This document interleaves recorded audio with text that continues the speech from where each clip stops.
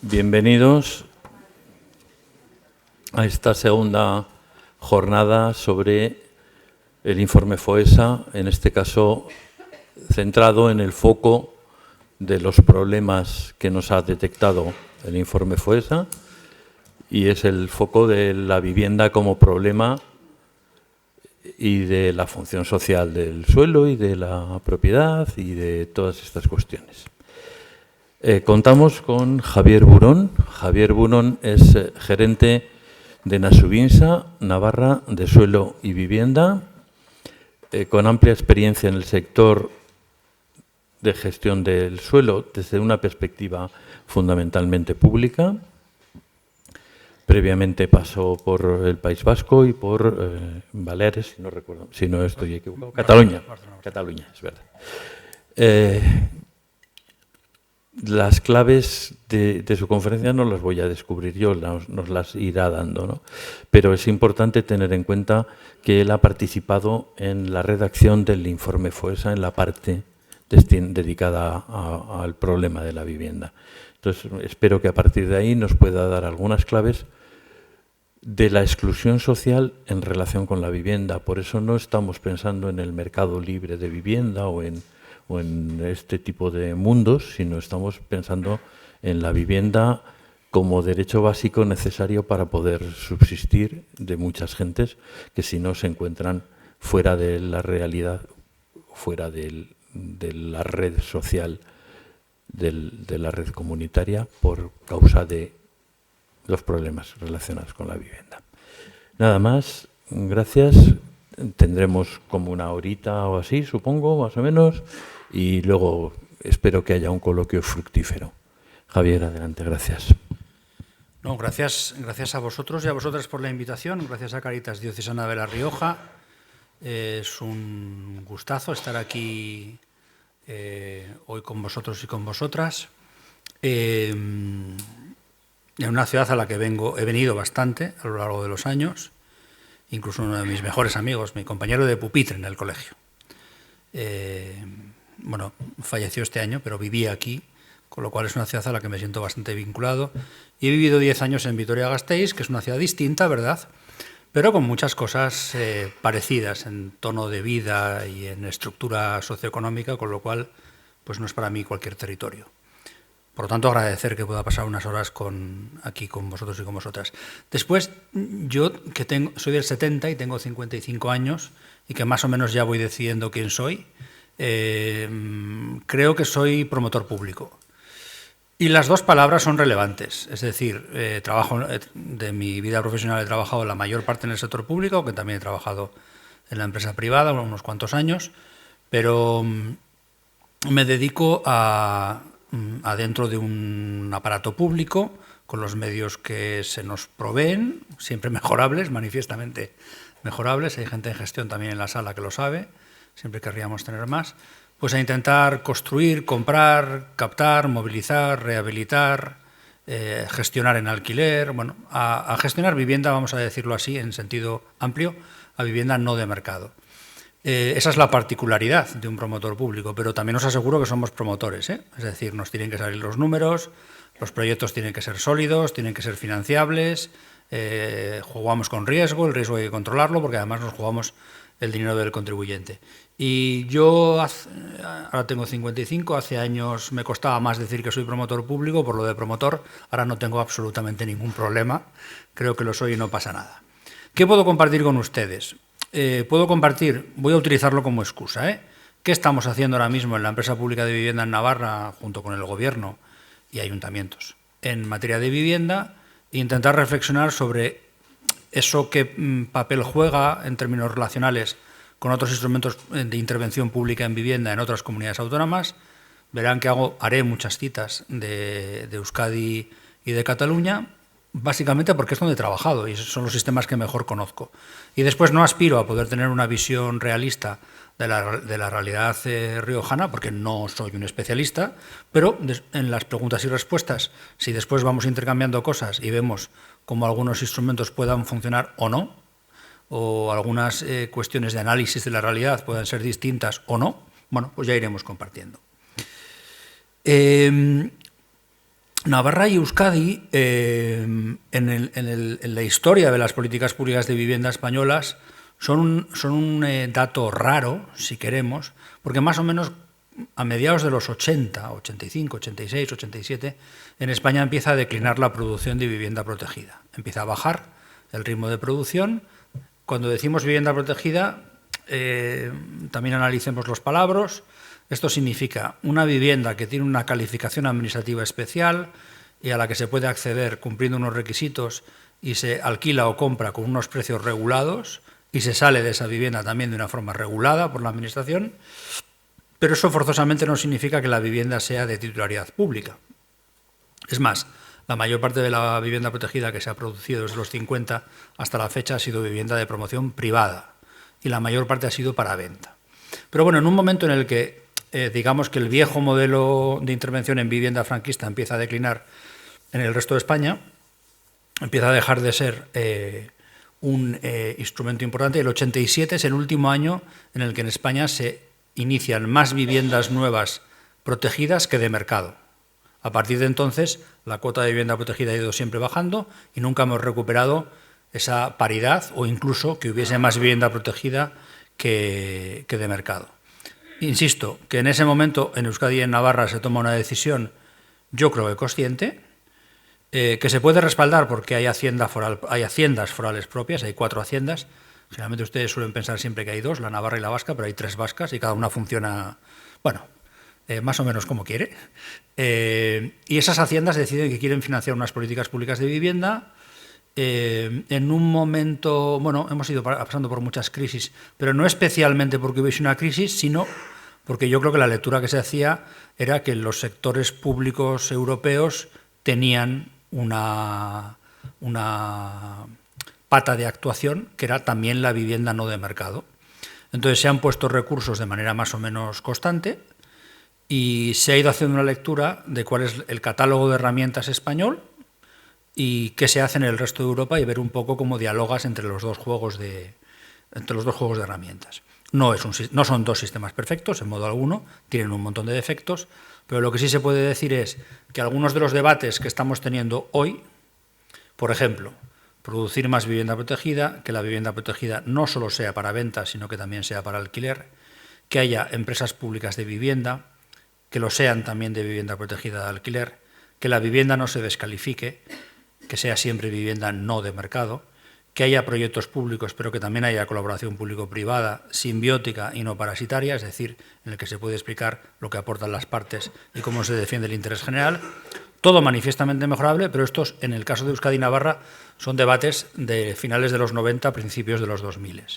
Y en muchos otros lugares de España son debates de más o menos ahora. Los estamos teniendo en los últimos 5, 6, 7, 8 años. Esto no significa nada. Significa que hubo un momento donde hubo gente que puso recursos y dijo inténtese hacer una política. No es nadie mejor ni peor por eso. Si vemos, por ejemplo, hoy el conjunto de herramientas de las que dispone el Gobierno de Navarra para intervenir y las vemos desde el punto de vista, primero, por ejemplo, desde la demanda, es decir, las personas que necesitan vivienda y que le expresan a la Administración pública que tienen algún tipo de necesidad, bien sea de acceder a una vivienda social o asequible, bien sea de rehabilitación, de cambio de vivienda, bueno, lo que sea. Bueno, hay un censo, no en todos los lados se llama así, hay sitios donde se llama registro, censo, pero bueno, hay un instrumento donde los demandantes se inscriben y le hacen saber a la Administración que necesitan determinadas cosas y están pendientes de qué ofertas se las pueda hacer. Hay ahora mismo 21.000 personas, que no son personas, son unidades convivenciales, inscritas en el registro de demandantes, en el censo, que es un número bastante importante, porque Navarra tiene al borde de los 700.000 habitantes. Ese instrumento es muy importante. Y hay muchas comunidades autónomas que no lo tienen y no lo quieren tener. No quieren tener un registro donde en toda la comunidad autónoma se sepa cuál es el nivel de la necesidad en números y en morfología. Yo no sé cómo se puede hacer políticas públicas si no sabes de qué tamaño y qué características tiene el problema. Pero esto es bastante habitual y hay comunidades autónomas que tienen procedimientos de adjudicación para cada promoción, pero no la lectura global del conjunto de la demanda. Después en Navarra hay un conjunto de subvenciones Las subvenciones no sé si son un instrumento que tiene muy buena reputación, después lo compartimos entre todos y todas, pero creo que creo que cuando están no se las aprecia y cuando no se las tiene se las echa mucho de menos. Entonces hay un programa de subvenciones a la compra de vivienda protegida que no se ha alterado, a pesar de que ahora mismo venta de vivienda protegida en el imaginario colectivo suena de otra forma distinta a cómo sonaba hace 20 años, aquí el programa sigue existiendo. Evidentemente las subvenciones son para gente con rentas bajas, medias bajas. Hay subvenciones al pago del alquiler de viviendas protegidas, tanto de promotor privado como de promotor público. Los dos alquilan, alquilamos nosotros como una Subinsa, hay privados que alquilan vivienda protegida y una parte de sus inquilinos reciben subvenciones, una parte no menor y subvenciones bastante importantes. Hay dos programas de subvenciones, uno para jóvenes y otro para personas en riesgo de exclusión social, David y Emancipa, que lo que son complementos de renta para poder pagar alquileres en el mercado, de relaciones arrendaticias que están intervenidas por la Administración, porque si no estamos encima, lo que se da de subvención puede acabar implicando aumento de precio, y entonces implica vigilar todo ese proceso. Ya hay una tradición bastante importante, pues ahora mismo ya de 30 y algo años, de un paquete, de un programa que se llama Bizi Berri, que es el programa de rehabilitación de comunidades de vecinos de edificios residenciales privados. Más o menos una de cada 3 viviendas desde el año 95 se ha rehabilitado en la comunidad foral con fondos públicos. Seguro que sale en el debate. Todo esto no se puede hacer sin dinero, es una evidencia. También es verdad que el dinero público tiene usos alternativos y uno puede optar por una cosa o puede optar por otra, y aquí se ha optado porque este dinero esté encima de la mesa. Es menos conocido porque de las 4 haciendas forales a la que se le suele prestar menos atención es a la Navarra, pero es menos conocido que hay un paquete de deducciones fiscales tanto para los propietarios que alquilan vivienda en el IRPF como para las empresas privadas que promueven y gestionan vivienda protegida de alquiler. Desde hace años, de una forma bastante discreta, y a mí me parece que juegan su papel. Esto desde el punto de vista de instrumentos de demanda, que suelen ser los menos aparentes. Cuando hablamos de intervenir ahora en materia de vivienda, todo el mundo piensa automáticamente en construir, todo el mundo piensa en parques de alquiler, y está bien, hemos avanzado en el debate, pero los instrumentos de demanda, sobre todo este conjunto de subvenciones, son importantes. Ahora compartiré unos números y verán ustedes que son muy relevantes. Desde el punto de vista de la oferta, el mandato que tenemos nosotros es construir, comprar, captar, ahora voy con los verbos, vivienda protegida desde el sector público. Eso significa que en general construimos, pero también compramos edificios ya existentes a través de derechos de adquisición preferente como el tanteo y el retracto. Y ahora además ha habido una modificación normativa de forma que puede comprar el sector público para sí, puede ceder el derecho de adquisición preferente del sector público a una entidad del tercer sector, a una persona inscrita en el censo de demandantes de vivienda protegida para que sea el comprador para sí, a nosotros como empresa pública, a la Subinsa, a empresas mixtas, público-privadas, si las hubiere. Ahora volveré a eso otra vez porque va a haber una. Y es un instrumento poco conocido y más útil de lo que parece. Por lo siguiente, evidentemente construir promociones de vivienda pública, de vivienda protegida, es la joya de la corona porque tú te las diseñas para ti mismo y tú las gestionas de acuerdo a tus necesidades. Hombre, si eres un zoquete y construyes mal, pues te quedarás con un mal edificio, pero en general, digamos que es gasto público bastante bien hecho y lo que vas generando son piezas de una infraestructura pública al servicio de la sociedad. A los promotores públicos, que también somos promotores, esto nos gusta muchísimo, lo de los edificios nuevos, pero los edificios también se pueden comprar edificios hechos. No me estoy refiriendo solo a ventas de vivienda protegida en las que la Administración tiene el derecho de adquisición preferente. Me estoy refiriendo a ventas de vivienda de mercado entre privados que cuando son edificios residenciales completos, la Administración tiene el derecho de igualar precio y quedárselo. Al vendedor no le supone ningún problema vende al mismo precio y en realidad le paga una hacienda pública bastante solvente, o sea, le paga rápido, el comprador sí que es desplazado. Claro, aquí una de las cosas que cambia, yo creo, sistémicamente todo, es que las viviendas protegidas en Navarra, al igual que en Euskadi y en Cataluña, no se descalifican. A partir del momento en el que se cambió la legislación. Las de antes, no.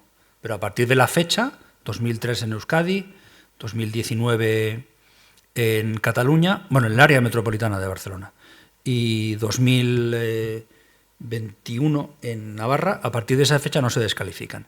Claro, son dos juegos completamente distintos. No da igual construir, comprar y captar vivienda que solo es vivienda protegida durante un tiempo que hacer esas mismas operaciones sobre viviendas que nunca van al mercado. Lo primero, a mí me parece que son esfuerzos que generan melancolía, porque tú vas haciendo, pero vas perdiendo. Y lo segundo es, tú vas generando unidades para un sistema.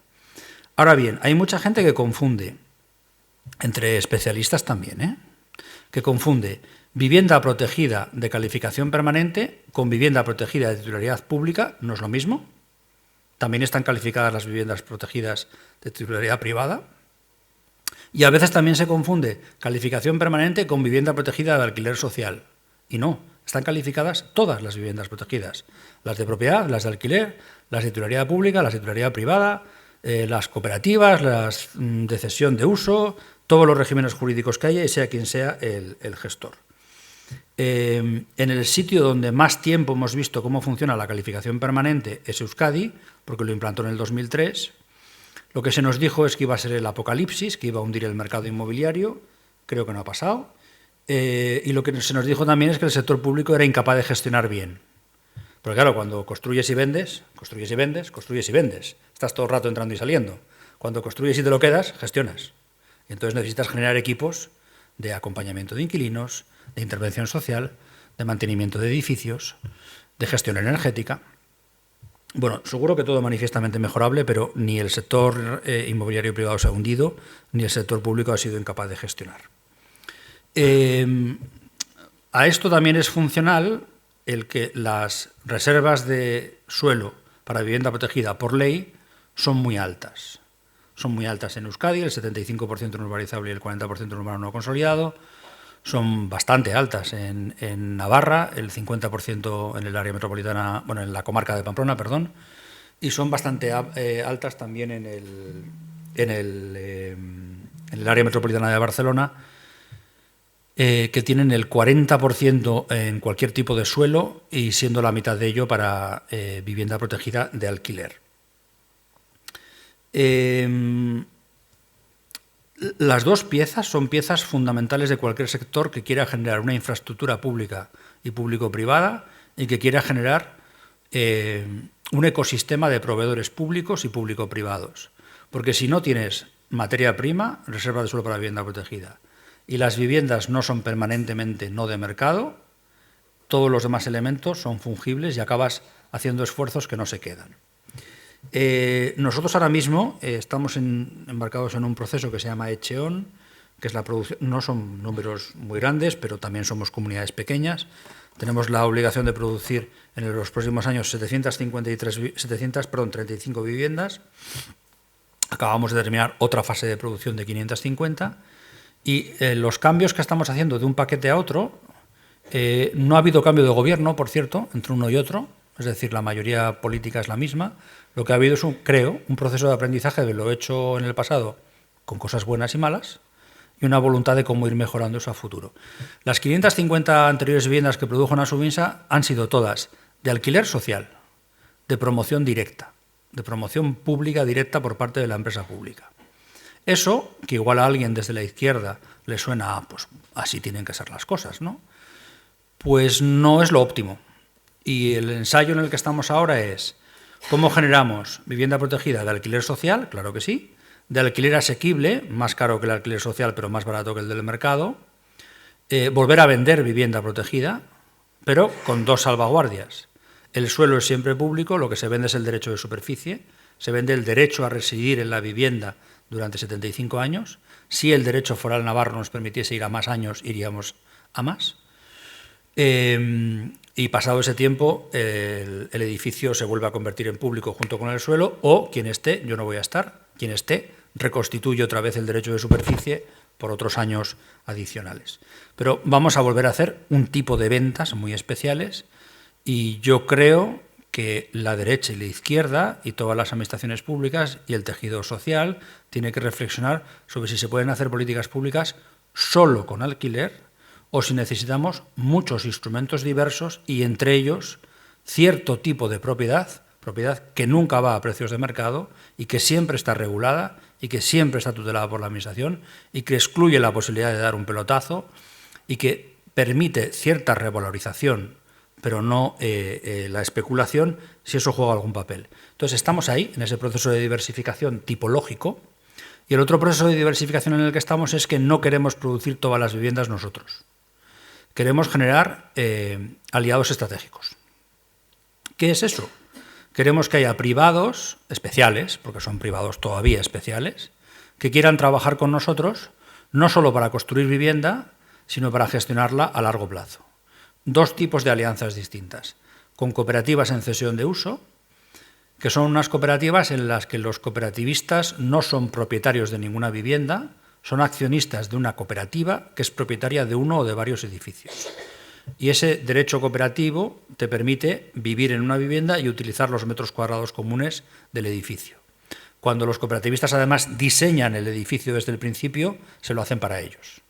Pero el suelo es público, también cedido en derecho de superficie 75 años, tendrán que devolver el edificio dentro de 75 o se reconstituirá. Para entendernos, es algo a medio camino entre el alquiler y la propiedad, se parece más a la propiedad que al alquiler, dicho sea de paso, y es una propiedad colectiva. Y las hay más disruptivas e innovadoras y más normales, porque en el fondo son lo que los cooperativistas y las cooperativistas quieran que sea. Eso por un lado. Y por el otro, estamos también ahora mismo inmersos en una licitación para encontrar un socio privado, para montar una empresa mixta, 50% pública, 50% privada, para hacer, en principio, a corto plazo, 500 viviendas, en total podrían ser 2.500 o incluso 3.000, viviendas protegidas de alquiler asequible, alquiler a 8 euros el metro cuadrado. No estamos inventando nada, ya hay algunas otras empresas de este estilo en Cataluña y las hubo antes en Euskadi, y son dos tipos de proyectos muy distintos. El tratar de desarrollar un ecosistema de cooperativas en cesión de uso son proyectos de abajo arriba, más sociales en teoría, pero después cuando, hemos visto, por ejemplo, en el ecosistema catalán, que cuando empieza a haber muchas cooperativas en cesión de uso, lo que acabas generando es un operador. Hay un operador social o social comunitario, como queramos llamarlo, pero que tiene capacidad de inversión, que tiene capacidad de gestión, que tiene capacidad de apalancarse y endeudarse. Si se me permite, y no sé si nos conocemos lo suficiente como para que empiece a hacer chistes, pero voy a tirar alguno, a ver qué tal entran.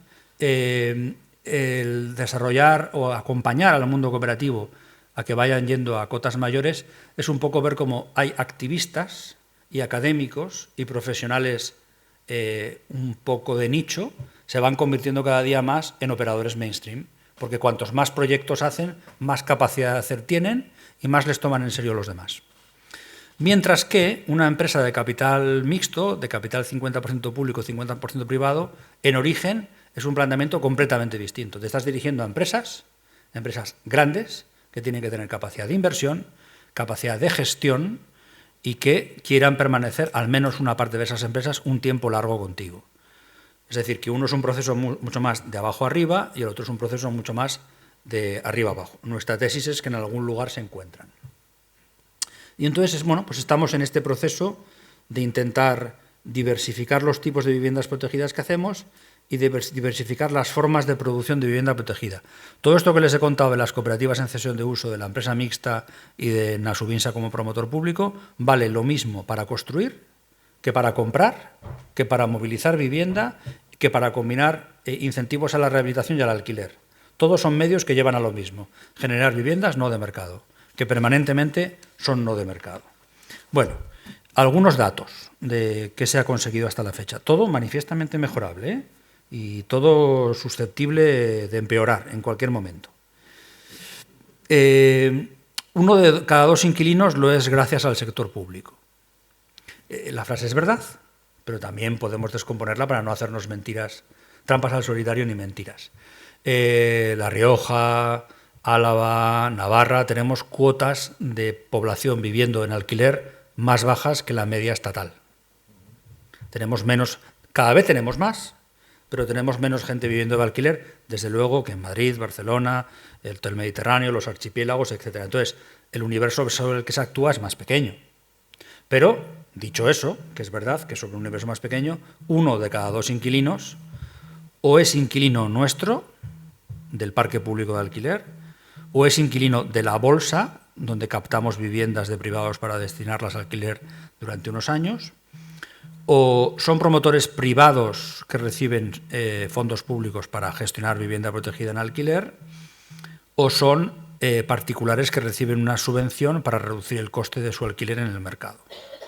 Por ir a los números, 1.500 en parque público, 1.100 en bolsa de alquiler, 3.000 de promotores privados y 6.000 de subvenciones. ¿Esto es mucho o es poco? Bueno, si lo estuviésemos haciendo a nivel de toda España, sería que de los 3 millones de familias inquilinas, 1,5 millones tendrían cobertura estatal. Y no estamos ahí. Estamos en 3 veces y media menos, más o menos. Pero es insuficiente, es manifiestamente insuficiente. Después, el 23% del parque de vivienda navarro es vivienda protegida, todavía a día de hoy. Pero ahí está el pecado original, y es que hasta el año, las viviendas que se construyeron hasta el año 2020 se pueden descalificar, porque solo son no descalificables las de a partir del 2021. Y como quiera que el tiempo habitual de duración de la calificación de vivienda protegida en nuestro entorno son 30 años, las del 2020 se van a descalificar en el 2050. Es decir, los sistemas tienen muchísima inercia. En Euskadi, que la calificación es definitiva desde el 2003, creo que quedan todavía, 2002, 2032. Quedan todavía unos cuantos, ya no tantos, pero quedan unos cuantos años en los que las viviendas se descalifican. Y después también explicarles que hay sectores, o sea, porque todo esto es qué tenemos ahora, cómo se ha modificado el modelo para no perder unidades y mantener las que vayamos incorporando, cómo combinar los instrumentos de intervención, y después la otra es cómo actuar sobre operaciones urbanísticas grandes para nuestro tamaño, para el tamaño navarro, pero no nos entendemos. También aquí hay operaciones grandes al nivel de La Rioja. Por ejemplo, están ustedes soterrando la entrada del tren, ¿verdad? Y no es una operación menor. En Navarra no es del todo raro que haya operaciones urbanísticas con casi el 100% de vivienda protegida. ¿Por qué? Primero, porque el camino que ha seguido Navarra para no discutir el tema metropolitano o comarcal es que cabe que un ayuntamiento haga su plan general de ordenación urbana y regule su urbanismo, y cabe que el gobierno foral declare una operación urbanística de interés supramunicipal y lo regule directamente con un instrumento propio del gobierno foral. Se llaman PESISES, el nombre no es el más bonito del mundo, pero son muy habituales. Entonces, cuando el gobierno de Navarra regula varios planeamientos urbanísticos a la vez, suele ir a sistemas de gestión con un impacto público alto y a porcentajes de vivienda protegida muy por encima de las reservas legales mínimas. Y les pongo un ejemplo. Se está trabajando ahora mismo, le llamamos coloquialmente Sarriguren 2. Es el Sarriguren que ahora existe, que es un distrito, pues se le va a pegar al lado otro Sarriguren casi del mismo tamaño. Y el Sarriguren 2, que estamos hablando de entre 4.500 y 5.000 viviendas, si llega a tener 5.000 viviendas, 4.500 serán viviendas protegidas. De esas, 3.150 viviendas de protección oficial, el resto tasadas, y de esas, cerca de 1.000 forzosamente viviendas protegidas de alquiler. Es decir, que se sigue atendiendo el futuro. Esto es un proceso en el que tú tienes que trabajar sobre tu pasado, sea el que sea, mejor o peor, intentar consolidar estructura y elementos que no pierdas y seguir dándole de comer a la máquina para que esto funcione tanto desde el punto de vista de la intervención pública como de los actores privados que están involucrados de manera eficaz. Bien, comparto también algunos temas, vamos a llamarlos así, sin ser rimbombantes, de innovación, entre comillas, porque nadie innova. O sea, todos nos copiamos unos a otros y hacemos muy bien en copiarnos. Pero bueno, algunas cosas que son nuevas en Navarra y que igual tampoco son tan habituales por ahí en otros territorios, ¿no? Primero, hay un Consejo de la Vivienda de Navarra, que puede resultar una cosa muy formalista, pero que a mí me parece que bien gestionado es de interés. ¿Esto qué quiere decir? Que un montón de actores públicos y privados, con ánimo de lucro, sin ánimo de lucro, del tercer sector, del mundo académico, del mundo profesional, de la banca, no sé qué, gente muy distinta, todos muy distintos. Pues una vez al año nos tenemos que sentar y ver cuál es el estado de la situación, porque se emite un informe, y hay grupos de trabajo por temas. Esto permite, sin decirlo expresamente, en Navarra no, en Euskadi sí se hace, en Cataluña también, pero permite mantener una especie de dinámica como de pacto social por la vivienda, todo manifiestamente mejorable, ¿eh?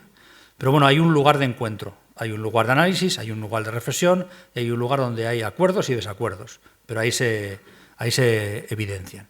Después estamos montando un observatorio de vivienda. Esto es bastante relevante, porque conducir a ciegas suele ser bastante garantía de que te vas a dar una leche. Y ahora mismo no nos podemos fiar de los datos que sobre vivienda recibimos del sector privado.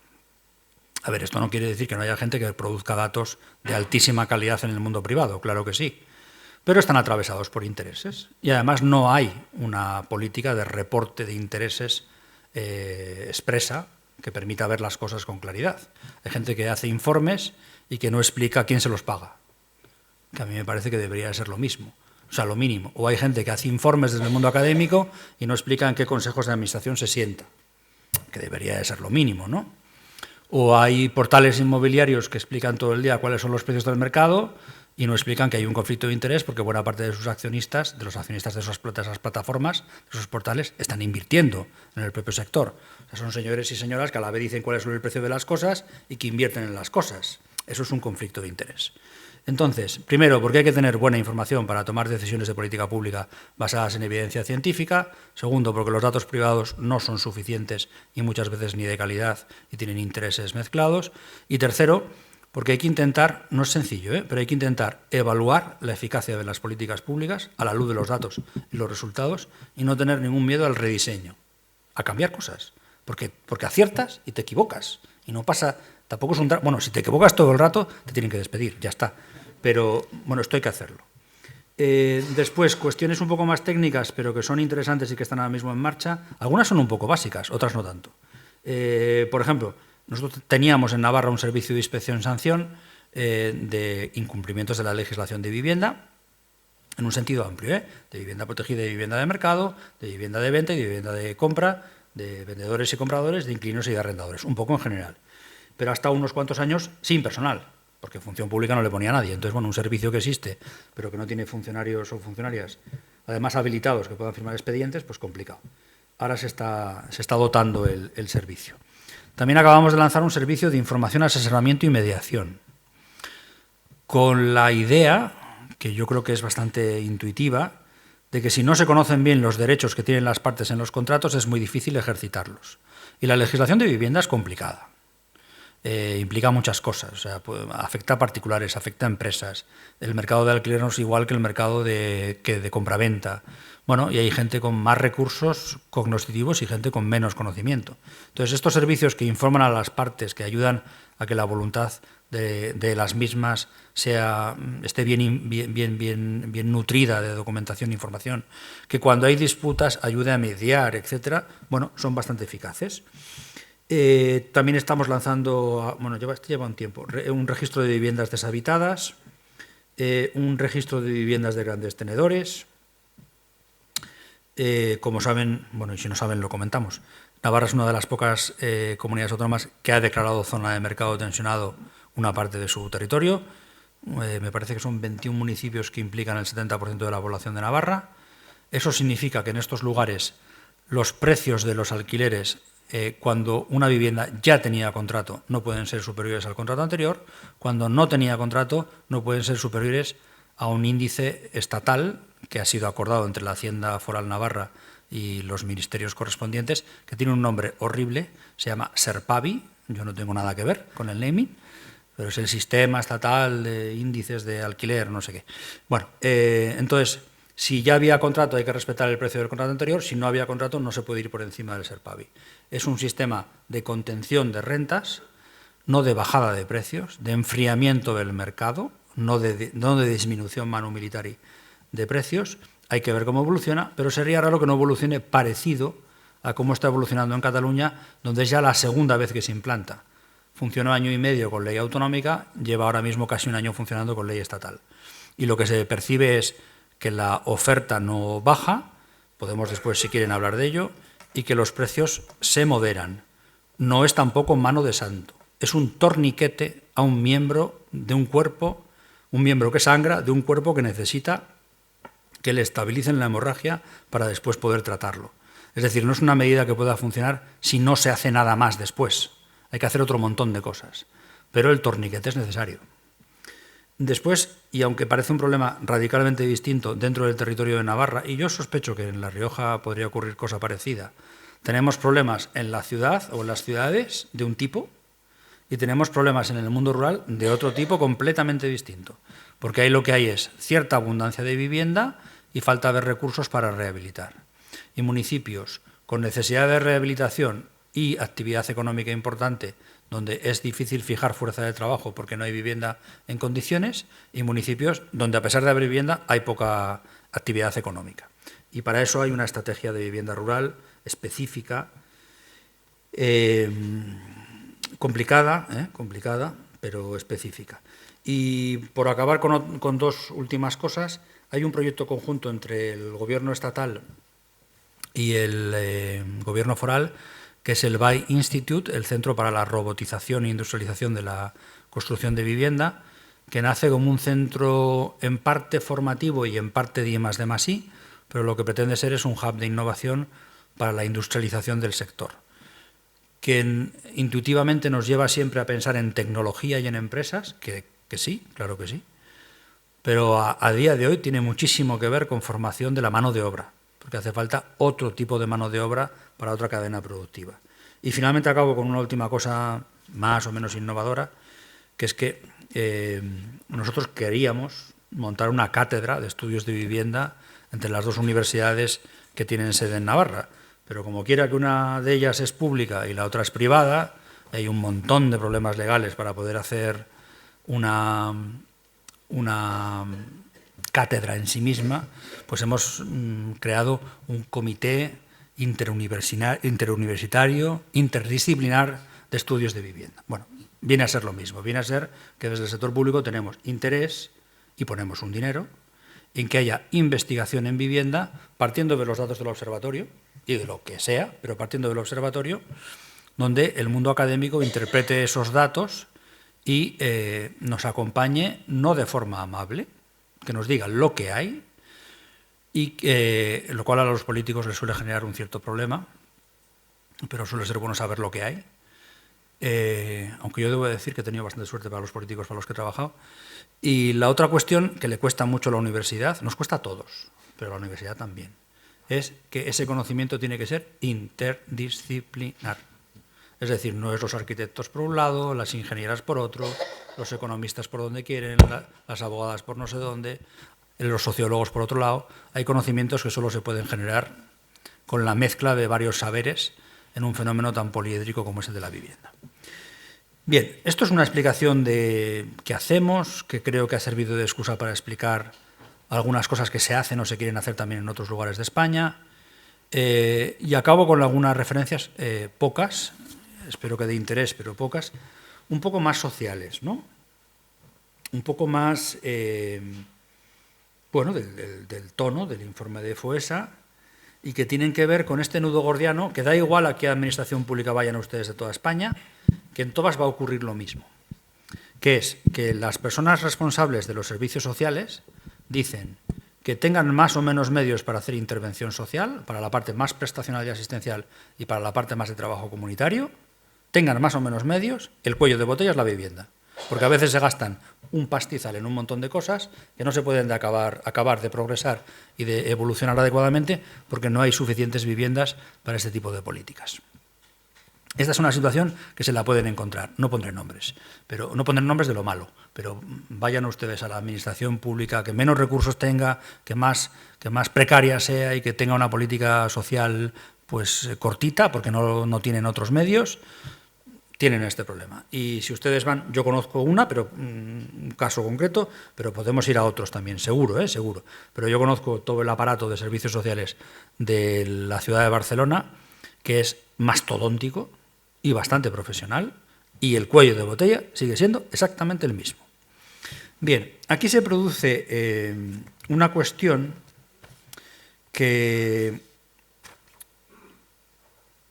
es un nudo muy difícil de cortar, y es, podríamos llamarle, taxonomía competitiva de las demandas de vivienda social y asequible. Me explico. Hay un montón de colectivos que uno por uno le hacen una petición al sistema público de vivienda de unidades. Necesitan viviendas para programas de atención social, para programas de acompañamiento, para programas de los propios servicios sociales o de entidades del tercer sector que colaboran con los servicios sociales. Bueno, en esta sala creo que es bien conocido todo esto. Todas esas peticiones son súper razonables. Después tienes toda la demanda inscrita en los registros de demandantes de vivienda protegida, y ahí tienes jóvenes, mayores, personas en riesgo de exclusión social, familias monomarentales o monoparentales.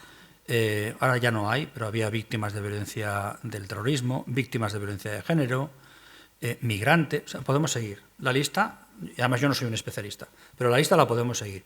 Toda esa gente tiene un caso que presentar al sistema público de vivienda sólido. No hay viviendas para todos.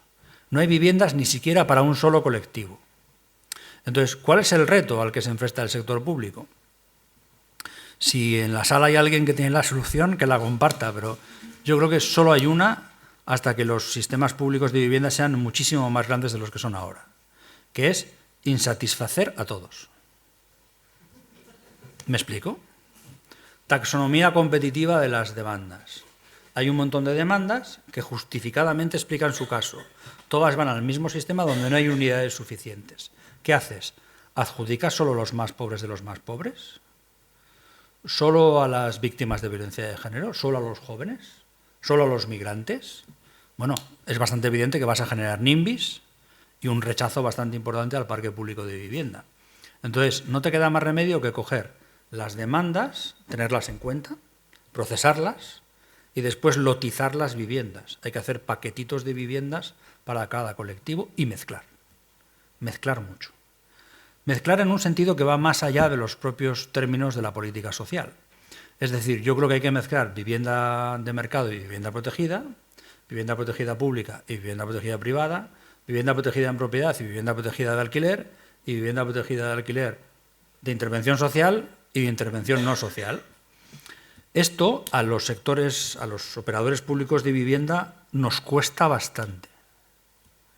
También, si quieren que les diga en parte por qué, es porque la administración está infectada de abogados. Se lo dice uno. Y la forma de pensar es esta. Entonces, el expediente es para este tipo de personas. Entonces, no me digas que en ese edificio va a haber gente. Pues sí, lo necesario es que haya muchos tipos de usuarios mezclados juntos, porque hemos comprobado con el tiempo que no se generan problemas de convivencia, o no especialmente, y hay gente que tiene un contexto mucho mejor para poder progresar, emanciparse, empoderarse e ir saliendo de los problemas. Hay otra parte de la gente que no sale de los problemas. Y esto lleva a una reflexión adicional que parece más economicista, pero que a mí me parece muy importante. Nosotros con las viviendas de alquiler social perdemos dinero durante un cierto tiempo. No mucho, unos 15 o 20 años. No tiene su sentido. O sea, las viviendas son exactamente iguales que todas las demás, han costado lo mismo hacerlas y se alquilan a unos precios prácticamente simbólicos. ¿Por qué? Porque los inquilinos pueden pagar poco y porque están bonificados socialmente. Ningún problema, están para eso, pero pierdes dinero. Con las viviendas de alquiler asequible, el objetivo sería empatar. que lo que gastas, pues más o menos lo obtengas después en ingresos. En números de Pamplona, por ejemplo, alquiler social es 6 euros el metro cuadrado mes, pero además con un montón de ayudas adicionales. Es decir, hay gente que paga 5, 4, 3. Alquiler asequible es 8 euros el metro cuadrado. El mercado está en 11, 12. 8 euros sigue siendo mucho más ventajoso que el mercado, pero no es una política social. Puede ser política económica, pero no de integración social. Y después, la venta de vivienda protegida, la de régimen general es a 2.100 euros el metro cuadrado y la vivienda de precio tasado, que también es protegida, a 2.400. El mercado está en 3.000, 3.300, 3.400. Una es más social, la otra es más asequible.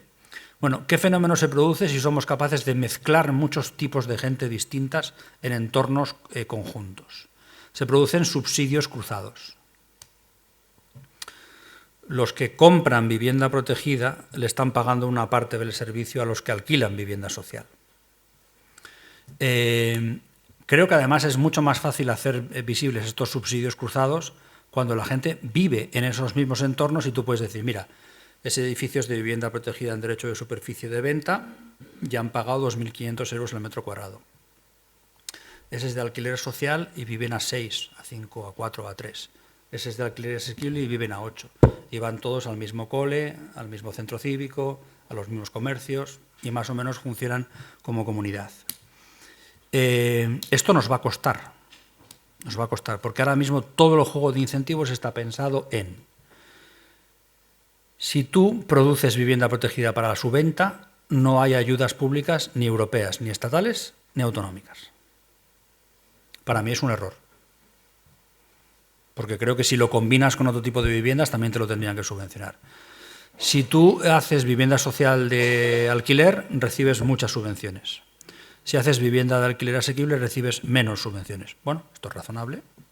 Pero lo que nos está costando mucho es mirar a los paquetes, mirar al conjunto. Si se van a hacer 300 y pico viviendas protegidas en un barrio y al lado hay, me pongo por caso, al lado hay 400 y pico viviendas de mercado nuevas, que las 300 y pico viviendas protegidas sean iguales es un error. Es mucho mejor que sean diversas. Entonces, el conjunto de incentivos que tenemos que generar desde el sector público para esas viviendas tiene que procesar la mezcla. Esto nos está costando mucho y es posible que a algunos de ustedes les parezca un rollazo lo que estoy soltando, porque tiene un cierto componente técnico, pero es muy importante que cuando hagamos política de intervención social, hagamos también política para clases medias, trabajadoras y populares.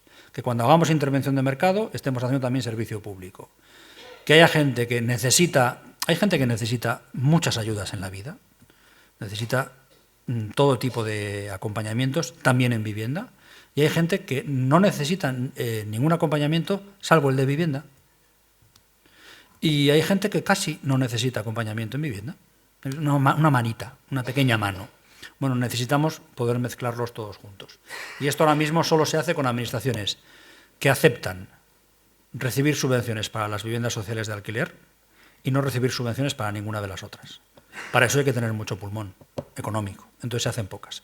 Y la otra cuestión, que todavía es un poquito más disruptiva, pero que entidades del tercer sector y operadores públicos hacen habitualmente en otros lugares de Europa, es ser capaces de financiar los servicios habitacionales a base de prestar también otros servicios.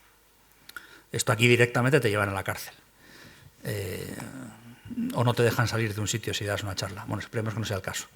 Pero hay muchos operadores del sector público y del tercer sector y privados que trabajan con la administración que proveen un servicio de alojamiento habitacional a precios más bajos que los del mercado, pero que a la vez también proveen servicios de energía, de movilidad. Son voluntarios, nadie está obligado a utilizar forzosamente ese proveedor, pero si se proveen medianamente bien y a unos precios medianamente normales, la gente pues tira de ellos. Y esos te dejan un mayor margen de beneficio. Es decir, que hay gente que financia operaciones de vivienda con prestaciones de otro tipo. Y yo creo que más o menos he ido tocando un conjunto de temas suficientes como para que, además de haber agotado el tiempo, casi, como para que ahora podamos tener un debate o intercambiarnos preguntas y respuestas y para que ustedes me cuenten si lo que les he dicho les parece marciano, o no, espero que no, y que me den inputs de esto, cómo podríamos intentar traducirlo a la realidad de La Rioja, o igual muchas de estas cosas ya están ocurriendo y yo no las sé, que también podría ser. A su disposición estoy. Muy bien, muchas gracias, Javier.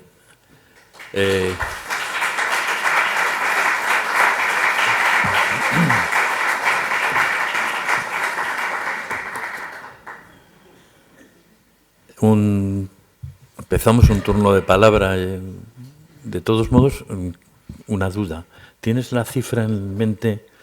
¿Qué porcentaje del parque de viviendas navarro está en alquiler por debajo de condiciones de mercado? La mitad del total del parque.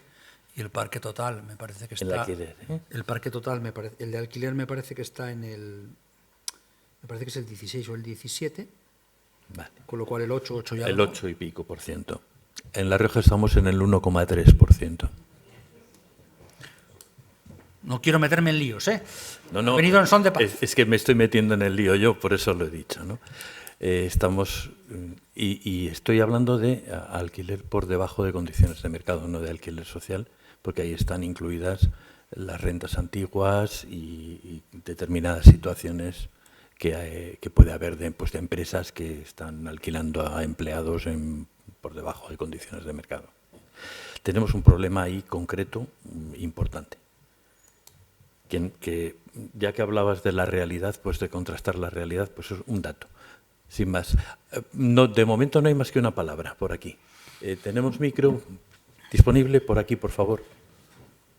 Bueno, pues muchas gracias por la charla. Efectivamente, bueno, tengo muchísimas preguntas y efectivamente la política de vivienda ha de constituirse a través de diversas herramientas complementarias que abarquen todo el arco, ¿no?, del espectro social de las personas que las necesitan, ¿no? Pero más allá de actuaciones que puedan desarrollarse más a largo plazo, creo que tenemos la necesidad de tomar medidas urgentes, ¿no? Voy a dar unos pocos datos del caso de aquí de Logroño, que es un poco el que más conozco, sobre todo en lo referente a lo que es la vivienda de alquiler, ¿no?, que es un poco donde se sitúa una de las problemáticas mayores en la ciudad, ¿no? Actualmente hay una vivienda por cada... sale al mercado de alquiler una vivienda por cada 39 demandantes. Otro tema que no ha salido en la charla, pero la relación también de las viviendas de uso turístico, principalmente en el casco antiguo, donde hemos alcanzado niveles de más de 7 viviendas de uso turístico por cada 100 habitantes, concentradas principalmente en el casco antiguo de Logroño. Y toda esa problemática de un primer acceso a la vivienda, de poder vivir tranquilo, digamos, podría de momento rebajarse o paralizarse un poco en lo que has comentado de la declaración de zonas de mercado tensionado. Sin embargo, cuando algunas veces intentamos proponer que por lo menos se realice un estudio para ver hasta qué punto el mercado de Logroño se encuentra en esa situación, no conseguimos convencer. ¿Cómo nos convencerías tú, digamos, a las instituciones, a las administraciones riojanas, principalmente al Gobierno de La Rioja, pero también un poco al Ayuntamiento de Logroño como principal entidad local para impulsar esas medidas? Como si no estuviese aquí la concejala del ramo, quieres decir. Que soy de fuera, pero no completamente tonto. Perdón, sí. Es que hemos tenido este debate, pero vale. Quizás es por mi... Pues no he logrado convencer. Entonces, bueno, un poco tu visión. Haces muy bien en preguntarlo y hasta igual podemos tener un diálogo a tres bandas. A ver, yo no concibo que pueda haber políticas públicas de nada sin datos. Sin datos. Y no conocer la realidad no la cambia, no la hace distinta. Y que la realidad a veces sea desagradable, pues mira, chico, pues es lo que hay y hay que verla. Los observatorios o los repositorios de información o los estudios o las cátedras, son incómodas. Solo income más. Cuando he dicho que he tenido suerte con los políticos para los que he trabajado, sí y no, porque con alguno tuvimos que decirle el informe trimestral va a salir igual, los datos salen muy feos porque la realidad es muy fea, y si quieres pues nos puedes cesar, pero no te vas a cargar al funcionario que lleva el observatorio. Me cesas a mí, porque pues, si hemos dicho que queríamos tener, ¿no? Y bueno, pues hay sus tensiones. O sea, nada es idílico, ni siquiera en los sitios donde se ha decidido hacer un esfuerzo. Ahora, yo no entiendo no querer hacerlo. A veces es no saber cómo hacerlo, también, o no saber a quién encargárselo. Tampoco cuesta tanto dinero juntar fuentes de información pública con capacidad de análisis del propio sector público y con un cierto acompañamiento de la academia, y si se quiere, del sector privado, que yo no tengo ningún problema. En el sector privado hay gente maravillosa. Ahora, no saber, no poder medir y pesar las cosas, no creo que ayude, no ayuda a nada. Porque además, por cierto, yo creo que... voy a sonar un poco naif, pero yo creo que se puede tener un cierto acuerdo sobre metodologías de análisis y ver qué datos arroja eso, y después discutir ideológicamente sobre las formas de solución del problema, pero no discutir el propio problema. Porque además la realidad, no digo que sea el caso de Logroño, y menos aún la excelentísima concejala que está con nosotros, pero en otros ámbitos yo lo que sí he percibido es que hay gente que dice, no, el alquiler turístico funciona como un mercado completamente distinto del alquiler residencial y no les afecta a nadie. Y es como, hombre, no sé, tú no paseas por tus barrios. Que vengan un montón, en Barcelona, que vengan un montón de expats y de digital nomads es maravilloso, porque toman mucho brunch y le dan mucho color a los barrios y no tensionan los precios. Hombre, no sé, es que tampoco te falta ser catedrático en Harvard, coño, o sea... Entonces, a veces no querer estudiar las cosas cuando es evidente lo que está ocurriendo y a dónde vamos, no ayuda en nada. Y acabamos todos, a mí me pasará con otras cosas, acabamos todos teniendo que reconocer retroactivamente que eso estaba pasando y que no lo queríamos incluir en el análisis. Creo que es mucho mejor discutir o dialogar o buscar procesos dialécticos sobre cuáles son las medidas de solución que sobre el diagnóstico de las cosas. Porque ahora mismo yo no creo que haya muchos, ni riojanos ni riojanas, ni españoles ni españolas, que no acepten que está ocurriendo, después podemos poner los matices que queramos, pero que estamos dedicando demasiados metros cuadrados de vivienda a la gente que la utiliza temporalmente. Y ahí hay muchas cosas. Ahí hay turismo, ahí hay expats, hay digital nomads, hay segundas residencias, hay commuters, hay inversores, millones de cosas. Ninguna de ellas por separado malas, por cierto. Todas están bien. Todas significan que nuestras ciudades tienen éxito, que son buenas ciudades en el conjunto europeo y occidental. Nadie duda que estamos dedicando demasiados metros cuadrados a eso y que estamos dedicando pocos metros cuadrados a residencia permanente, que son muchas cosas, Es vivienda de mercado y es vivienda protegida, es pública y es privada, es de alquiler y es de otro tipo de tenencias, pero que se nos ha ido la mano con una cosa y tenemos un defecto de la otra. Yo creo que eso, más o menos, en términos de análisis, lo compartimos. En términos de prognosis, ¿qué hacer sobre el análisis? Bueno, ahí sí que hay diferencias. Y ahora mismo, por ejemplo, hay, por no utilizar ni a La Rioja ni a Navarra como ejemplos, hay dos modelos muy, muy diferentes, que uno es la Barcelona metropolitana y la otra es el Madrid metropolitano, donde, por cierto, con total legitimidad democrática, porque en los dos lugares hay mucho respaldo ciudadano a las dos cosas, y son dos cosas completamente opuestas. En una comunidad autónoma se ha optado por generar 680.000 nuevas viviendas, en Madrid, que eso es una Zaragoza instantánea.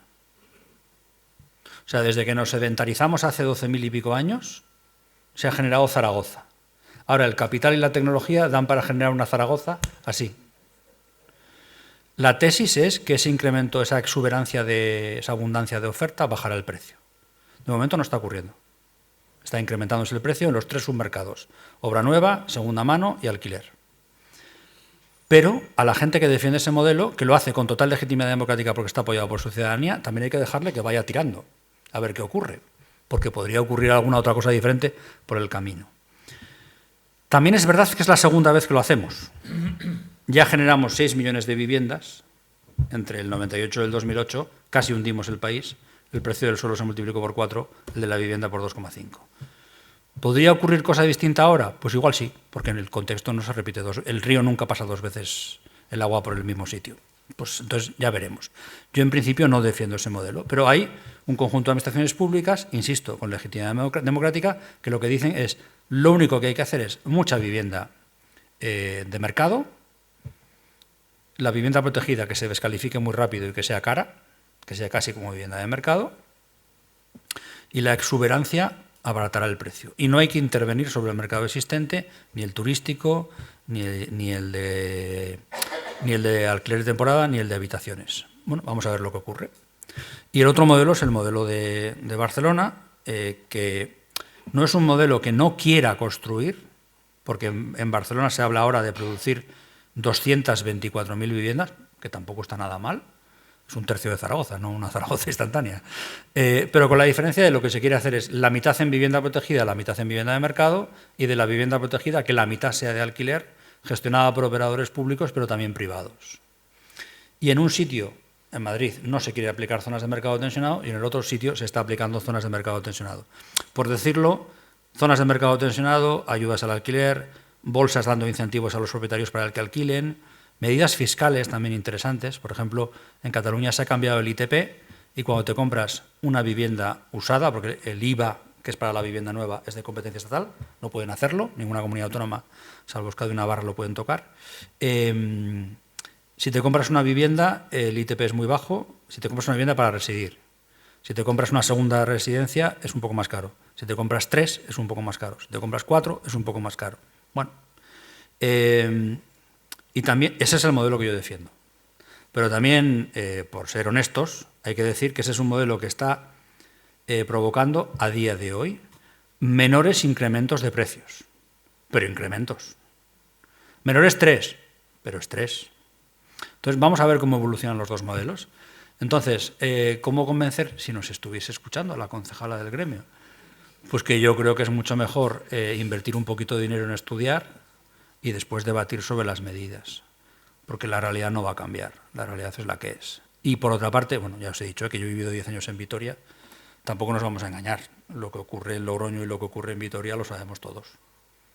Son ciudades de un tamaño tal como que para que uno tenga amigos, familiares, colegas, compañeros de trabajo, patees todos los barrios, o sea, te llega mucha información.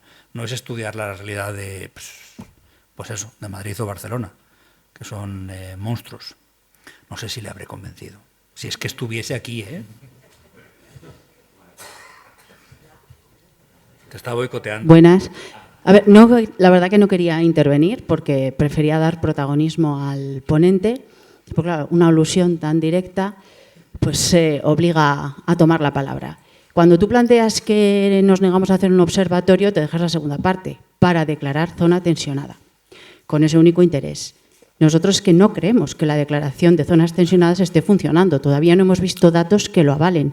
Y cuando en algún momento se habla de que está funcionando en Cataluña, pues habría que pormenorizar el porqué, ver que son datos cocinados, que el porcentaje de vivienda vacía ha aumentado, propietarios que se expulsan y se autoexpulsan del mercado de alquiler y que las viviendas que se dice que baja el precio son porque cada vez se alquilan las más pequeñas y en peores condiciones, dejando fuera las mejores viviendas.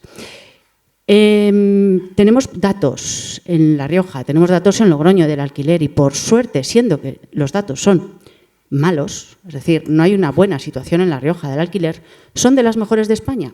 Tenemos de los precios más bajos de España. Con lo cual, ya nos indica que igual haber librado de esa intervención a los propietarios en Logroño, de una política intervencionista, igual ha salvado de ese crecimiento que están sufriendo otras comunidades y otros municipios. Tenemos de los precios más bajos en alquiler de España. Eso no quiere decir que sean precios buenos, ojo, ni mucho menos, pero de los precios más bajos de España. A día de hoy no estamos viendo datos que nos avalen para decidir que tensionar o declarar zona tensionada es una solución, porque no lo creemos desde el convencimiento más absoluto, porque no trabajamos con relatos, trabajamos con datos. Y este es un tema muy serio. Nosotros desde que hemos llegado hemos trabajado por aumentar el parque de vivienda protegida en todos los modelos, como bien decía él, porque creo que aquí tenemos que intervenir todos, desde lo público, con colaboración privada, el alquiler asequible, el alquiler social, la compraventa de vivienda de protección oficial, porque la compraventa es fundamental. Cuando una familia tiene dificultades económicas, no tiene nada que ver el expediente de intervención social cuando se trabaja sobre propiedad que cuando se trabaja sobre alquiler. Por lo tanto, los dos sistemas tienen que convivir. No queremos declarar zona tensionada. Es que el observatorio que tú planteas, Álvaro, que lo hemos debatido, es para declarar zona tensionada. Y es que no estamos convencidos de que funcione. Podrías entender que aquí hablo como política del grupo del Partido Popular al que pertenezco, pero es que te hablo como gestora de vivienda de hace más de 20 y tantos años. Creo que una causa que ha expulsado al propietario particular del mercado del alquiler es la inseguridad que tiene provocada por las políticas que hay ahora mismo de protección a las personas vulnerables. Ha trasladado una carga al propietario particular expulsándolo del mercado habitual que favorecía que todas esas viviendas de propietarios particulares llenaran un sector que ahora mismo está vacío, un sector de alquiler que era más asequible.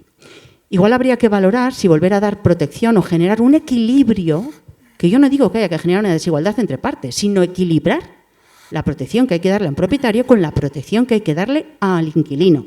Las dos necesarias, pero hemos convertido al propietario en un agente social. No sé por qué. Entonces, yo creo que hay que proteger a las dos partes y buscar un equilibrio.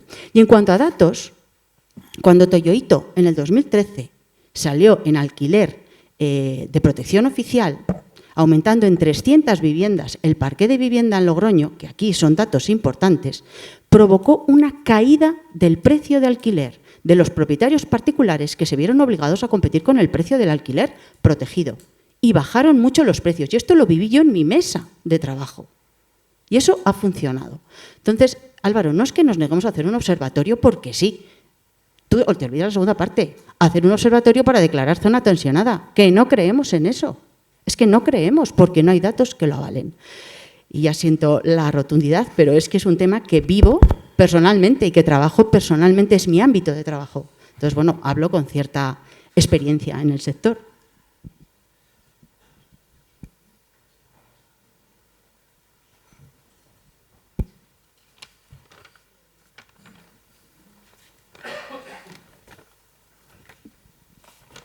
Bien, y yo no voy a entrar en ese debate ahora, porque primero porque no tengo los conocimientos necesarios y no esto.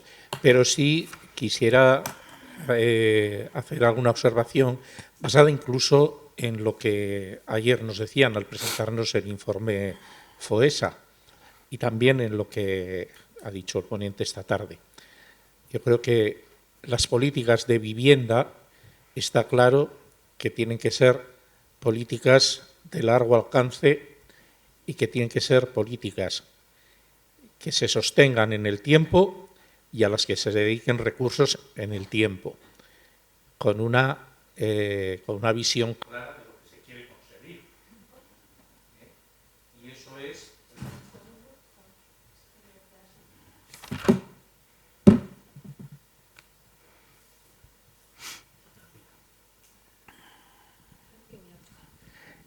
Y eso es lo que yo creo que desde hace muchos años falta en España.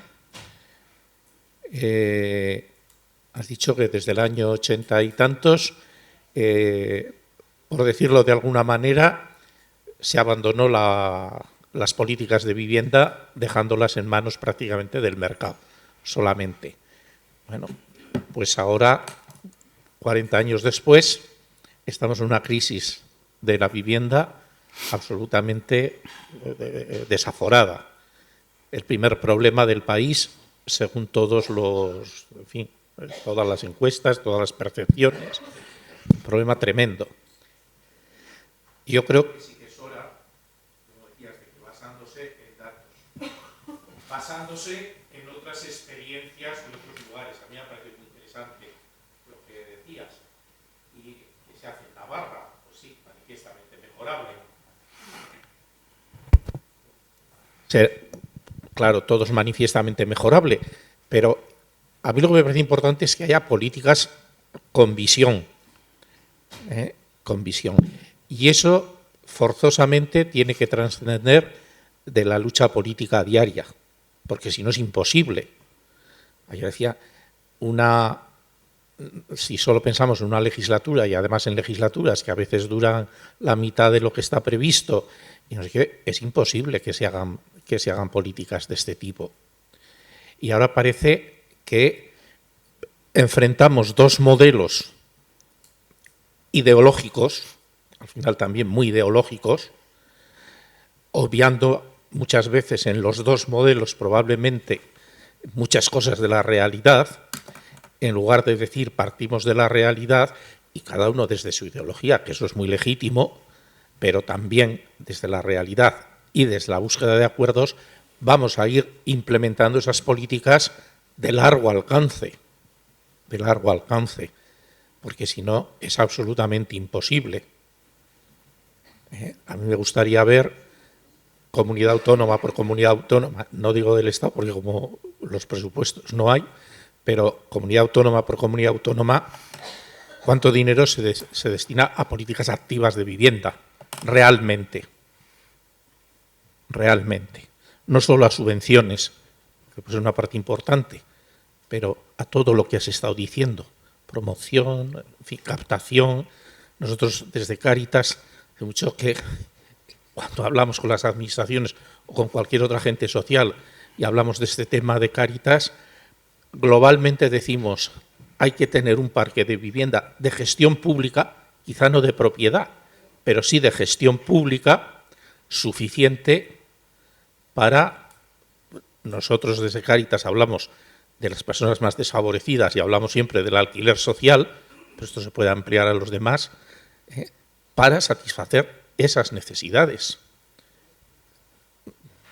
Se amplía, pero Patricia, pues en este momento creo que el IRBI está manejando 230 viviendas en La Rioja. Eso sí que es manifiestamente mejorable. Y desde hace 2 o 3 años esa cifra no ha cambiado. Es decir, algo tendremos que pensar entre todos y algo tendremos que hacer entre todos, dejándonos muchas veces de ciertos dogmatismos, lo digo yo que soy cura, ¿verdad? Y que defiendo el dogma católico, pero de ciertos dogmatismos para poder avanzar realmente. A ver cómo salgo de esta bien,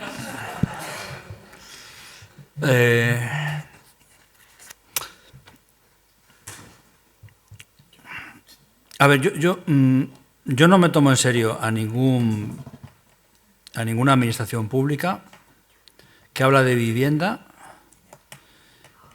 y no tiene presupuesto propio, constante. Y hay muchas. No sé en cuántos líos me estoy metiendo ahora mismo en La Rioja, pero pido disculpas.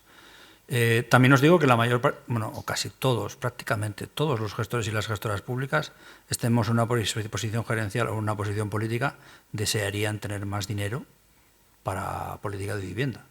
El problema es que las sociedades que no empujan no obtienen. O sea, las cosas ocurren por algo, porque hay un equilibrio de fuerzas. Cuando se gasta más en una cosa que en otra es por algo. Entonces, una situación bastante habitual. Yo he ido a las conferencias sectoriales de vivienda, que es el encuentro entre las comunidades autónomas y el Ministerio, y creo que seré el único. He ido por 3 comunidades autónomas distintas. O sea, he ido viendo la película con posiciones diferentes, también con edades distintas y conocimientos distintos. Está empezando a cambiar, pero ha sido súper habitual que muchas comunidades autónomas tuviesen para gastar en vivienda única y exclusivamente el presupuesto que venía del Plan Estatal de Vivienda.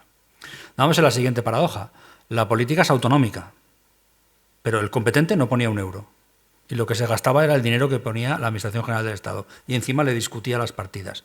Por cierto, esto no es partidista, Cuando he dicho que he pasado por todas esas etapas, es que he visto a ministros y ministras del PP y del PSOE, y yo he estado en comunidades autónomas gestionadas por la izquierda y por la derecha. O sea, que todo esto ha ido cambiando. Y no tiene que ver solo con el corte de partidos políticos. Tiene más que ver con administración pública madura y con capacidad de hacer cosas, y menos madura y con menos capacidad de hacer cosas. Pero sí, yo recuerdo siempre que hubo un año en el que el presupuesto de vivienda del gobierno vasco era más que el de la anualidad del Plan Estatal de Vivienda para toda España. Y los vascos somos la hostia, pero somos 2.300.000, nada más, ¿eh? Y entonces España estaría en 43, 44 millones de personas. Hay un informe que publica el Ministerio, y lo publica hace tiempo, y hay boletines hechos con ministros y ministras de diferente tipo. Hay un informe que publica el Ministerio que explica cuál es el nivel de gasto público de España respecto al resto de Europa y dentro de España entre comunidades autónomas y ciudades.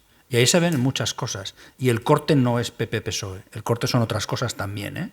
Pero si no hay dinero es imposible hacer una política pública de vivienda. Después, sin negar el Santo Sacramento y todos los misterios de la fe católica, permítanme que ponga en duda que la vivienda sea el primer problema de España. Porque si lo fuese, lo solucionaríamos. Y me explico. No somos un país pobre, no somos un país atrasado, no carecemos de capital, no carecemos de conocimiento técnico, no carecemos de buenas empresas privadas y de buenas administraciones. Tenemos de eso para muchas cosas cuando las hemos querido tener, y cuando nos hemos propuesto otros retos, bueno, con todo siempre manifiestamente mejorable. Pero yo nací en un país, yo nací en el 70, en un país que era un truño, si lo comparabas con otros países europeos.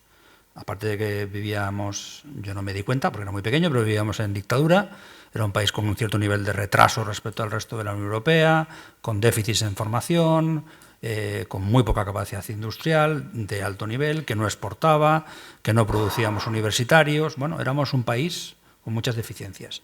Yo me permito poner en tela de juicio que sea el primer problema del país, porque si no estaríamos resolviendo. ¿Qué ocurre? Que hay un equilibrio de fuerzas muy cabrito. Y es que 2/3 partes de la oferta de vivienda está en manos de particulares y 1/3 parte en manos de empresas, que esos particulares son no solo, pero básicamente boomers, gente de 60 o más años. No solo, pero fundamentalmente. Y esa gente no quiere que la vivienda baje de precio. No quiere que baje de vivienda su propia vivienda si es su único patrimonio. No quiere que baje de precio la vivienda que alquilan si están alquilando viviendas. Y no es una crítica moral. O sea, estoy haciendo una descripción de la situación.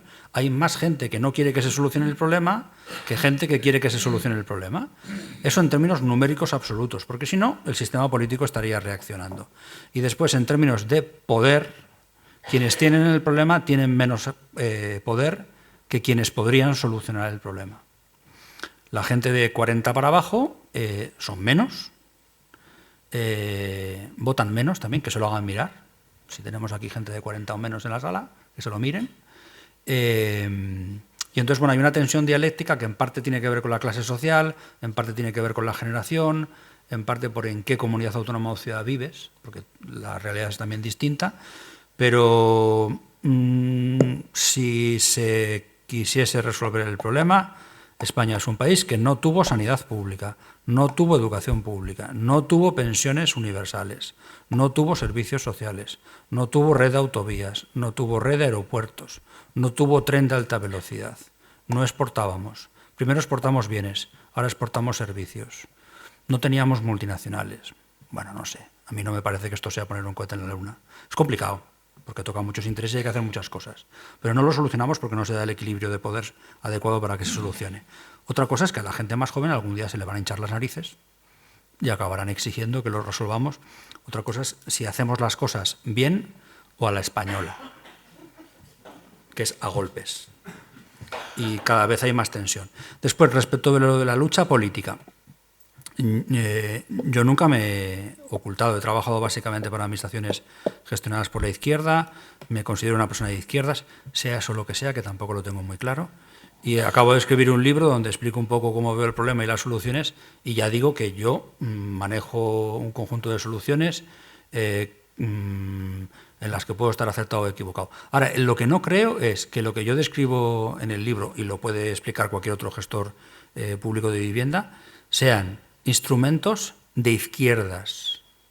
En otros muchos lugares de Europa, un montón de las cosas de las que hemos hablado, las gestiona la derecha tan ricamente desde hace décadas. no son instrumentos en los que hay tanta polarización política. Y yo creo que una buena parte de la izquierda tiene un problema muy serio con la colaboración público-privada, porque todas le parecen pelotazos, y sin colaboración público-privada hay muchas cosas que no las vamos a poder hacer.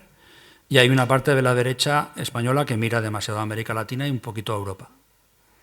Entonces, bueno, creo que todos tenemos que aceptar cosas y que el máximo común denominador, o mínimo común denominador, no lo sé, al que lleguemos tiene que implicar algunas renuncias y algunos acuerdos.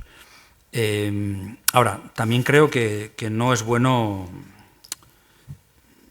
hacernos trampas al solitario. Perdón que vuelva a lo de las zonas de mercado tensionado, pero sí hay datos. Hay datos del Observatori del Habitatge de Barcelona, que es una institución pública financiada por el Ayuntamiento de Barcelona, el área metropolitana, la Diputación Provincial y la Generalitat, que en los últimos años han sido gestionadas por todo tipo de partidos políticos y que hacen unos informes que quien quiera desacreditarlos técnicamente tiene que ir al informe y decir por qué le parece que las fuentes que utiliza y las conclusiones a las que llega no son las adecuadas. Y yo creo que es malo hacernos trampas al solitario, porque los sistemas de control de alquileres, que hay muchos, hay el francés, el alemán, varios escandinavos, casi toda la vivienda plurifamiliar de alquiler en la ciudad de Nueva York no es vivienda de mercado, o sea, incluso en la capital del capitalismo mundial. Entonces, hay un montón de sistemas que todos pueden tener imperfecciones, pero cuando un montón de ciudades del mundo, un montón de áreas metropolitanas y un montón de estados han generado sistemas por los cuales, cuando hay excesivo estrés, buscan bajarle la temperatura para poder hacer determinadas cosas acto seguido, a mí empecinarse en que ni zonas de mercado tensionado, ni limitaciones a la compra, ni reforma fiscal, ni bolsas de alquiler, ni ayudas, me parece que es poco responsable, primero, porque lo está haciendo todo el mundo. ¿Y qué vamos a ser? ¿Nosotros los listos que sí que tenemos otra forma de hacerlo? Somos tan diferentes que nosotros lo hacemos de otra manera. Y segundo, porque, y esto es un vaticinio, antes o después, casi todas las ciudades exitosas españolas, estén gestionadas por la izquierda o por la derecha, van a implementar algún sistema de control de alquileres. Porque para poder operar, primero hay que poner los torniquetes. Y no puedes operar a un cuerpo con fiebre, porque se te queda en la mesa. Entonces, bueno, no sé. Tenemos mucha generosidad que ejercer todos. Bien. Iñaki Gómez, ten la palabra, por favor.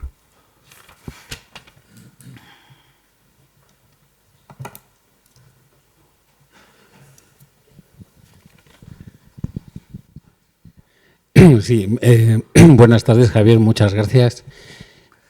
Comparto contigo, aunque no soy abogado, soy arquitecto, comparto contigo que o caminamos con la colaboración de lo público y lo privado o no vamos a resolver nada.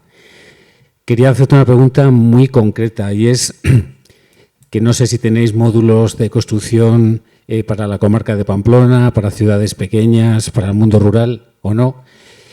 Pero te quiero preguntar en qué módulo habéis conseguido, de lo cual me alegro muchísimo, que las empresas constructoras construyan buenas viviendas, sobre todo de obra nueva. Porque, claro, los ojos que se les ponen a nuestros clientes cuando sobre el mismo proyecto visado con las mismas calidades, una empresa dice que lo hace por 150, otra por 180 y otra por 220.000 euros, ¿cómo les explicamos que la codicia no se puede regular y que la libertad de mercado es la que es? Evidentemente la hace la empresa, que es una buena empresa, que lo hace por 140.000 euros, que no se enriquece y que por eso va a seguir haciendo. Entiendo que en Navarra tenéis empresas de ese tipo y me alegro muchísimo. Entonces quiero preguntarte qué módulo, cuando licitáis, qué módulo tenéis para que esas buenas empresas honradas que no piensan enriquecerse en 2 años, que ganan su dinero porque lo tienen que ganar, que pagan a sus trabajadores, a los ministros, ¿qué módulo mágico tenéis? Porque es que, vamos, es envidiable. Y nada más. Vale, pues a ver si doy un poco de luz. El módulo de vivienda protegida en Navarra, en venta, es 2.100 euros el metro cuadrado en vivienda protegida de régimen general, y 2.400 en vivienda tasada. Y lo he comentado antes de pasada. Y el de alquiler son 6 euros en vivienda de alquiler social y 8 euros en vivienda de alquiler asequible. El alquiler a 6 euros el metro cuadrado no lo puede hacer ningún privado porque va a perder dinero. Y a las empresas se les puede pedir que ganen más o menos, que lo hagan con más o menos responsabilidad y sostenibilidad, pero no que pierdan pasta, porque no están montadas para eso. Están montadas para dar dividendos. Vamos a ver ahora qué ocurre a 8 euros el metro cuadrado y con subvenciones. Si encontramos operadores privados, yo creo que sí. Y después, a 2.100 euros el metro cuadrado es difícil ganar dinero. Un poquito se puede ganar, pero poca cosa. A 2.400 se puede ganar dinero. Evidentemente se gana mucho más dinero a 3.500. Esto es evidente. Pero como la ley ha dicho que una parte de la vivienda tiene que ser de un tipo y otra parte de otro, pues es lo que hay. ¿Cómo conseguimos que haya promotores que construyan vivienda para la venta y que incluso estén dispuestos a alquilarla si trabajan con nosotros? A ver, el problema que hay, y lo habrá aquí en La Rioja también, es que en los últimos años los costes de construcción han subido un 30 y algo % en muy poco tiempo. Eso es un impacto durísimo. Y claro, la crecida de costes, solo se puede compensar o con hacer crecer los precios de la vivienda protegida o con hacer crecer las ayudas públicas a esos proyectos de vivienda protegida. Pero cualquiera de los dos caminos es fastidiado, porque si tú vas incrementando las ayudas públicas, no hay Hacienda que lo aguante, y si tú vas incrementando los precios, la vivienda, por supuesto, ya deja de ser social, pero es que deja de ser asequible. Entonces, bueno, hay que buscar un cierto equilibrio entre cuál es el precio del módulo que permita que las operaciones sean viables, cómo conseguir que se gane dinero pero sin volvernos locos, y después, para las operaciones de alquiler, a día de hoy hay que poner subvenciones públicas. Y se subvenciona más al que, en el caso de Navarra, a quien alquila a más largo plazo, hay una tabla, 25, 50, 75 años, y se subvenciona más al que alquila 6 que al que alquila 8. Pero se consigue con dinero. También creo, y no supongo, que la tipología de empresa privada aquí no será muy distinta. Aquí, en Navarra hay el constructor venido a más, que es promotor constructor, de la tierra, responsable, que trabaja bien, razonable, que quiere ganar pasta, obviamente, pero que sabe hacerlo con tranquilidad. Hay algunos family office, pero no muy agresivos. A las empresas grandes del resto de España, el territorio está abierto, pero bueno, les cuesta competir contra ese promotor constructor local, porque conoce muy bien el tejido. Y digamos que hay un entorno de relación entre el sector público y el privado no exento de problemas, pero bastante civilizado. También creo que es completamente distinto el negocio de la construcción que el de la promoción que el de la gestión. El de la construcción es un negocio industrial, hay que coger un conjunto de productos y de tecnologías y de personas, y donde no había algo, dejar algo. El de la promoción es que tú tienes que pagar eso y después, a través de la venta o del alquiler, tienen que salir los números. Son dos negocios distintos. Y el de la gestión es que no vas a vender, sino, por lo menos no al principio, sino que gestionas a largo plazo. Pero diría que no hay otra que generar relaciones de confianza y poner pasta. Y ahí medir. Y utilizo una expresión, sale en el libro, y no es mía, y en el libro ya explico que no es mía, que se llama colaboración pública simbiótica y no parasitaria.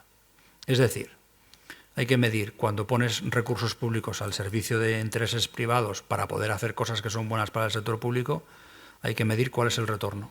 ¿Qué has puesto a cambio de qué? Ahí cada uno podemos tener nuestro juicio, pero yo, por ejemplo, defiendo mucho las empresas mixtas, las de capital público y privado, porque es súper fácil explicar el asunto.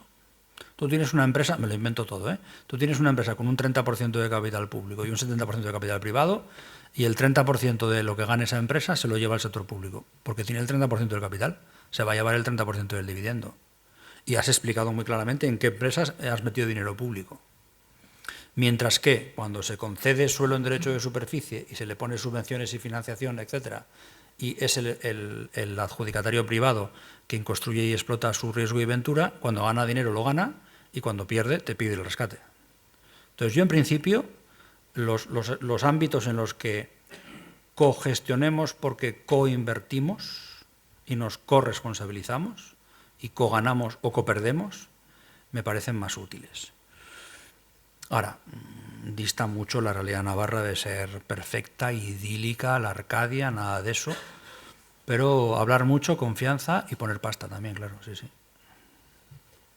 Sí, por aquí a mi izquierda.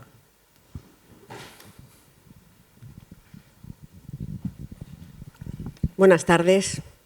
A mí me interesa mucho lo que has comentado de la colaboración público-privada.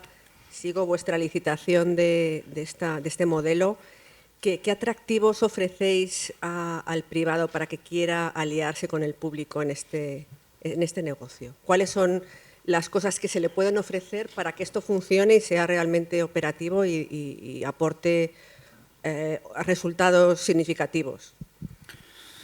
Vale, no nos conocemos y no hemos preparado la pregunta, ¿eh? Porque está muy bien traída. A ver, a los privados que en suelo de su propiedad construyen vivienda protegida y la destinan durante un tiempo al alquiler, ya he dicho antes, 25, 50 o 75 años, les ofrecemos unas subvenciones que van... Me debería de saber la tabla, y no me la sé. Pero van, por ejemplo, en 75 años vivienda de alquiler asequible a 8 euros el metro cuadrado, la subvención es el 25% de la inversión. Es subvención a fondo perdido. Si fuese menos años es menos y si fuese alquiler social sería más. Es decir, ponemos un dinero importante. Pero lo que se mide es eso, cuánto tiempo va a estar la vivienda en alquiler, y son periodos muy largos en cualquier caso, y cuál es el alquiler, si es social o asequible.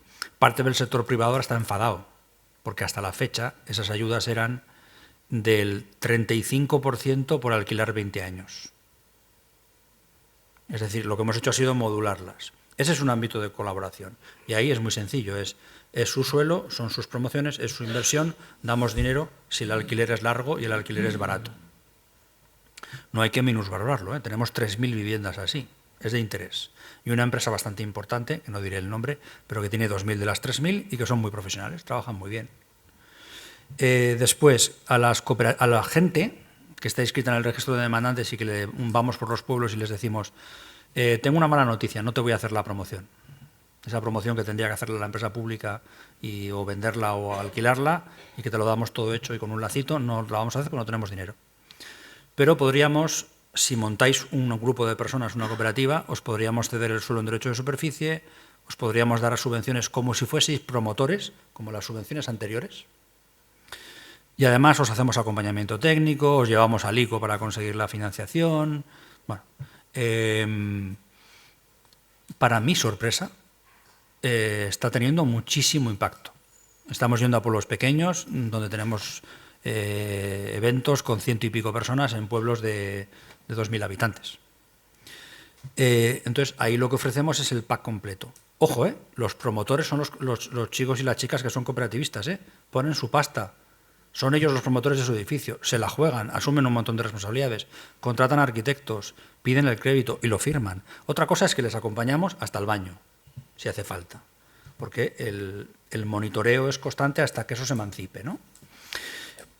Y a las empresas que se presenten a la licitación de la empresa mixta, lo que les ofrecemos es suelo en derecho de superficie gratuito, cedido a 75 años, no se pierde la propiedad pública del suelo, pero se aporta el 20% de lo que cuesta esta movida gratis. Ponemos la mitad del capital social de la empresa, lo que haya que poner. Ya veremos en cada momento cuánto hay que poner, pero de lo que haya que poner, la mitad lo pone el gobierno foral, la mitad lo pone el socio privado. No tenemos un solo empleado público en esa empresa, todo el personal es del privado, que hace todos los estudios técnicos, todos los trabajos, tiene todos los equipos, y cuando llega el momento de cobrar dividendo, cobramos la mitad del dividendo cada uno. Si hubiese pérdidas, nos quedamos con las pérdidas, la mitad cada uno. El privado cobra por promover y por gestionar inquilinos, porque son servicios que le presta la sociedad. Es decir, el privado tiene 3 formas de cobrar pasta: el dividendo, el fee por gestión y el fee por promoción. Y a los 75 años, en teoría, yo no voy a estar aquí para comprobarlo, las viviendas son todas públicas. Mi tesis es que si funciona bien, nadie tendrá ningún incentivo en deshacer ese esquema, y lo que hará será volver a conceder las viviendas en otros 75 años. Entonces, nosotros nos estamos dirigiendo a un nicho que yo ya entiendo que no es el conjunto del sector privado normal y corriente, pero tampoco estamos hablando con marcianos. Esta gente cada vez existe más. Cada vez hay más grupos de personas que se montan cooperativas. El hecho de que haya 1000 y pico viviendas en Cataluña funcionando ya de esta manera hace que no te lo tengas que inventar. O sea, es eso a la navarra, es eso a la riojana, ya está. O sea, si no, tampoco hay que inventar la rueda. Y el sector público tiene una trayectoria bastante larga de empresas mixtas. Esto se ha hecho en otro montón de sectores. No tanto en vivienda, aunque también es verdad que hay sociedades mixtas de vivienda desde hace tiempo. Entonces, básicamente yo lo resumiría en que ponemos bastantes recursos públicos, económicos, encima de la mesa, pero también ponemos un montón de, cariño, fiabilidad, responsabilidad, acompañamiento, o sea, estar muy encima, corresponsabilizarse. Y la otra es que buscamos operadores que quieran ganar dividendos de 1 dígito a muchos años, no dividendos de 2 dígitos entre 3 y 5 años. Y eso separa un poco los operadores. Todavía hay poco, pero cada día hay más.